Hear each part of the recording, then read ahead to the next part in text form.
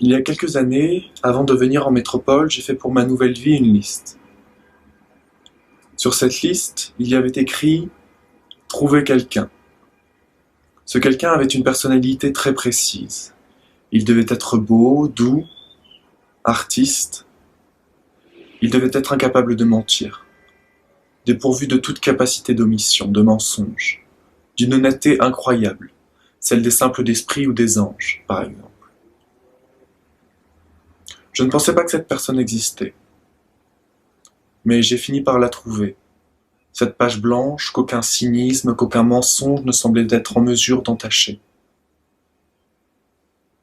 C'était particulier.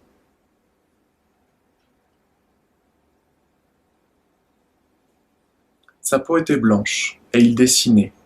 Il ne l'a jamais su, mais j'ai toujours voulu pouvoir dessiner sur sa peau.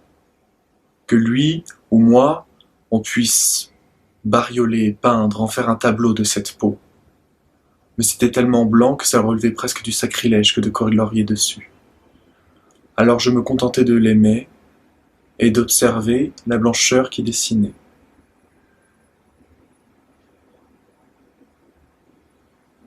C'était particulièrement reposant. C'était reposant de sortir de ma jungle de pensées confuses, un peu sombres, peut-être belles et sophistiquées, mais tellement lourdes, et de me retrouver dans une prairie où il y avait juste un garçon qui dessinait des aventurières en tresse et des asiatiques en talons, et où toutes les fleurs portaient mon nom.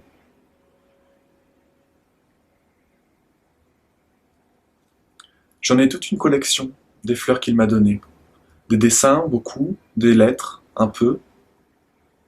Elles sont dans ma jungle maintenant. Il y a aussi les fleurs que j'ai cueillies moi-même. Celles-là, elles sont dans mes carnets, que lui n'a jamais lus.